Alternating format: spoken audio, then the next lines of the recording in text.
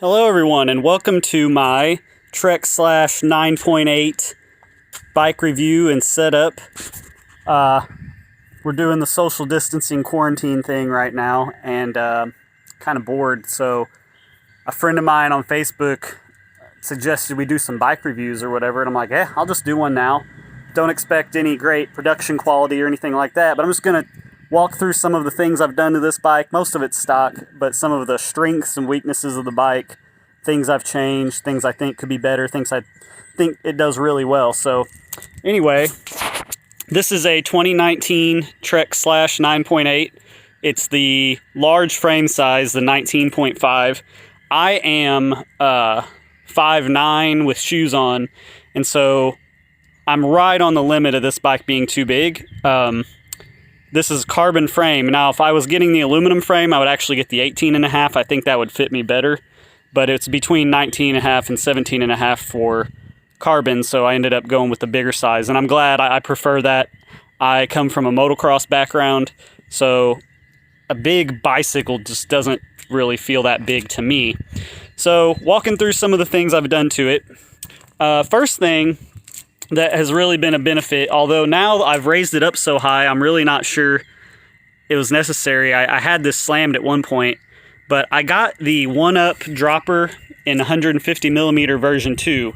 The dropper that comes on this bike, the Bontrager dropper, it's 150 millimeter, but the insertion depth, that dropper slammed probably comes up this high, even slammed. Now this 1-Up dropper, the total insertion depth of the post, it's the shortest on the market, so I can actually slam this dropper all the way. Given if you have, so 1-Up actually on their version 2 dropper, I got it right as soon as it came out, like the day they released it. I ordered it, and the actuator down in the dropper, the way it's designed is I could totally slam it. However, that actuator kind of gets sticky, and I ended up ordering that all these droppers now come with a different style actuator. But with the new style actuator, I actually can't totally slam it. It would still stick up maybe 1/4 of an inch.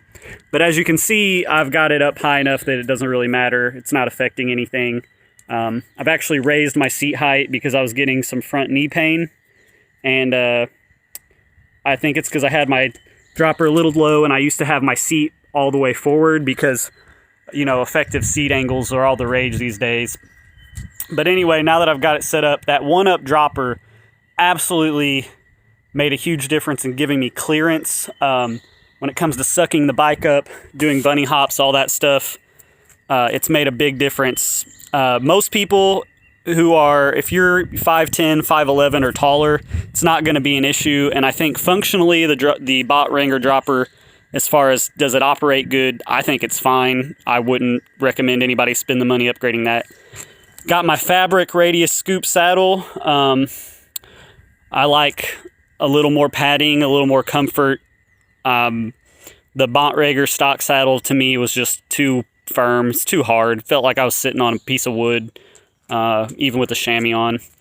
Another significant upgrade, I got the megneg can for the rock shocks. So the stock shock that comes on this bike, it's got the through shaft, and it's a little different than the normal deluxe, not just in that it has the through shaft, but I was trying to get the shock more progressive. Well, the stock shock that comes on the Trek, it can only fit 2 tokens instead of the normal 4, and that's what it comes with. They say you can put a Nardog in there. That is not true. The only way you can fit a Nardog in there, which I know because I did this, is to take a Dremel tool to the edges of the Nardog to make it skinnier. Because as the Nardog comes, it's not that it's too tall, it's too fat, and you can't get the threads to screw back in. So even with that in there, I felt like I was just bottoming a little too easy. There wasn't with the shock open, it just felt like the mid stroke was a little too squishy. Now, Trek has designed this through shaft and this reactive valve to, if you want to run it in the middle setting, that when it hits a bump, it'll open and get out of the way. And if you're doing a lot of just trail riding, you're not racing or whatever, I guess that's probably fine. But I liked the feel of it open better because it really made a big difference on small bumps. But it wasn't that great at pedaling. So I got the megneg after reading a lot of forum reviews to make sure it would work. And here's the setup I'm running on it now that I've settled on after a lot of trial and error is 2 bands in the negative chamber, no tokens up top. Now, the stock setup, I was running about 210 PSI with the 2 tokens in the stock can. Now I'm running 250 to 260 PSI, no tokens, 2 bands. And what that's given me is I've got it about 30% sag. But the biggest difference that megneg can makes is, honestly, my bottoming resistance is a little better at 260 PSI just because of the amount of air in the can, even with no tokens. But the biggest difference is I can leave that shock open, and when it gets around the sag point, and if I stand up to sprint, it holds itself really well. It's like it firms up. It feels a lot more like my old bike, which was the older version of the Intense Carbine 2016 with that VPP. When I'm sprinting, now this bike feels solid without me having to give up the small bump sensitivity in the top.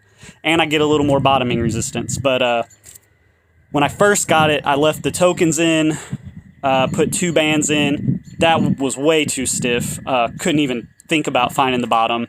Went to 3 bands, 1 token. That was better.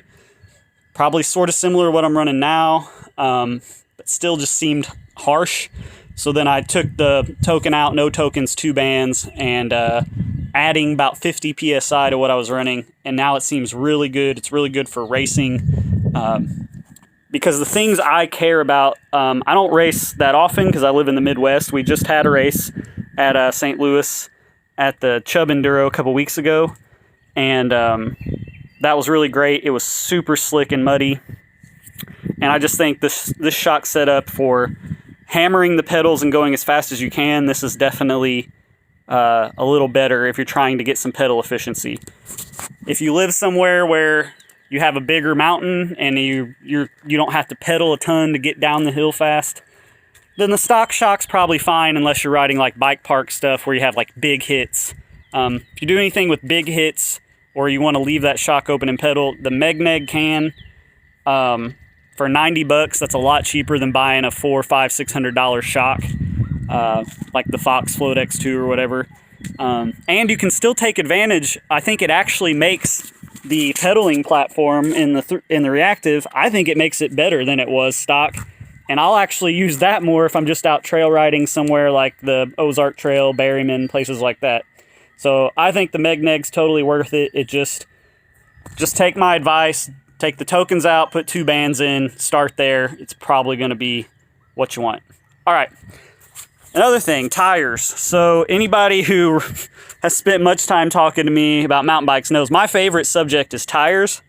Currently, I've got a WTB Vigilante 2.5 with the light casing and high grip compound paired with a WTB Trail Boss tough casing fast roll compound.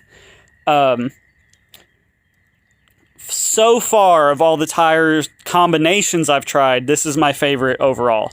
I've had DHF Aggressor. I've had Michelin Wild Enduro with the Magic front. Actually, I brought it out to show you something. And the gum rear. I've had Specialized Butchers, the old version, and Purgatory. And this is definitely my favorite, but it's still, I'm not sure, my Magic combo. What it's really strong at is it has great rolling resistance. Well, it has little rolling resistance, which is good. I think if I lived around Bentonville and was riding those kind of flow trails a lot, this would be a perfect setup because it's tough enough not to get punctures, but it rolls fast. And those trails are pretty mellow. They're not super steep. The other real strength of these, especially this front, is these side knobs on loose, off-camber, awkward like turns where you're fighting for traction. These are really supple and soft. They flex a lot. So if you're riding loose and off-camber, awkward stuff, they really do grab. However, braking is not as strong on these, especially the rear. This rear is getting kind of worn. I mean, it sort of floats some middle ground between like a semi-slick even and a normal trail tire. Side knobs are good though. But traction-wise, I think this rear with the high grip compound, you'd give up some roll. When we raced it in St. Louis a couple weekends ago, it was the slickest, muddiest, wettest race I've ever been in, bar none. And these actually did a lot better than I thought, especially the rear. When I was doing a stage, it didn't seem that bad, but that's downhill. But climbing and on wet rocks, this hard compound that rolls fast, you're just on an ice rink. And no tire would be amazing at that. But I was wishing I had the high grip compound for sure. These are getting pretty worn, so I don't know what I'm going to do my next set. I know compare it, let's say, to the Wild Enduro front. The Wild Enduros have amazing traction and stability, but they roll slower for sure. And I think in the Midwest, if you look at the spacing between each side knob on the Enduro versus the Vigilante, there's too big of a gap. Like, this is great if you ride somewhere with loam, if you live in the Pacific Northwest, somewhere like that. I think that's great. In the Midwest, we ride a lot of hard pack or loose over hard type stuff. And so a little tighter knob spacing I think is better, especially on the edges. The Vigilante is very open knobs in the middle, and you can feel that when you're cooking in a straight line and get on the brakes. It's not quite as just planted feeling, but when you lean these suckers over, they're good. And what I really like is, this knob's a little farther in. This knob here helps create a nice, even, predictable transition. Personally, and I know this is sacrilege in mountain biking, I do not like the DHF or any of its clones. Butchers anything where there's a very much like you're either on, like you've got to be on the edge or flat. I do not like tires where there's no transition knob. Like I said, I come from moto. I like being able to lean the bike at whatever angle I want and always having something predictable there. Pedal setup. These are Crank Brother Mallet E's. I've had them for years. I love them. When I started clipping in, I had SPD trail pedals like Shimano XTs. I fell over all the time. I just never felt like I could get in and out of them at will. These, I don't ever have any problems unclipping when I need to. They shed mud good. I know they're silver, and you're thinking, where'd you get those silver? Well, I didn't. These were blue originally, but my old bike was silver and red. I didn't think it looked right, so I took a Dremel sander and filed off the blue, which was getting scratched anyway. Now I wish I hadn't, because this bike's got a lot of blue, but they still work fine. There's nothing wrong with them. So I'm not going to change them, because that'd just be a waste of money. I'm running the stock SRAM GX Eagle. That's stock. When I first got this bike, back in November of 2018, I was just riding at Berryman, and like the clutch just gave up. And they warrantied it, no big deal, and I haven't had any problems with this one since. So that's all good. I've changed the chain, that's it. Suspension up front is stock. I was running, this is a Fox 36 with the Grip 1 damper in it. I was running about 70 PSI and 2 tokens. Just like the other day, I took out 1 token, bumped it up to 80. I think I'm going to try that, because I think I was just sagging too deep, and then it was getting harsh because it was just settling into the mid-stroke way too early. I run the damper right in the middle. I know a lot of people like to run their stuff way open, but I just don't feel comfortable. I'd rather feel a little more in my hands and feel like I can slam into something accidentally without the shock, this fork just blowing through the stroke. So I kind of like a stiffer feeling front end once it gets in the mid-stroke than most people. And that might be hurting my times a little. It might slow me down some. The handlebars, I cut them to 750. I don't care if the trend is 780 plus. I think that's ridiculous. My shoulders aren't that wide anyway. Richie Rude won 2 World Enduro titles running 740s. I think he runs 750 or 60 now. I'm not Richie Rude, but the dude's like 6'1" and huge. So if he doesn't need, 780 bars,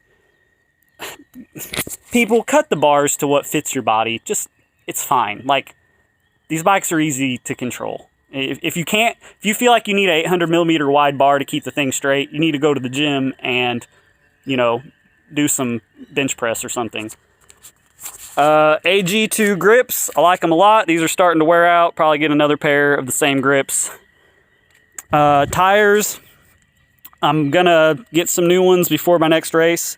I might try the Assegai Dissector combo if I can get it. But I also think that the tread pattern of the Kenda, I think it's the Hellcat front, looks really good. But the rear, the Kendas, I don't know that any roll too well. Maybe the Neville. I hate to have 2 different brand front and rear tires, but part of me is, I'm wondering if I might have to give that a try. That's probably what I'll try next. Although I have to say, the Vigilante Trail Boss for a Midwest tire combo is great. A lot of this depends on, we're working on a project in Ironton, Missouri, trying to get funding. I think it's going to happen. It's all looking good, even with this economic blow up we have right now. But there's a mountain there. It's got 600 feet of elevation, which is huge in the Midwest. And even better than that, the surface, the rock, it's all granite, super grippy, and the way the mountain sheds water, we'll be able to ride it all winter long. Rain, shine, won't matter. And we'll be able to make some really natural, raw, true downhill rough trails. So I might get a more grippy, aggressive tire just to keep me safe on that. And that's ultimately how I run my stuff, is not purely for comfort, but can I run it, and will it help me out if I make a mistake? So yeah, that's my Trek / 9.8. That's my review of these tires, and I hope you guys enjoyed it. Thanks.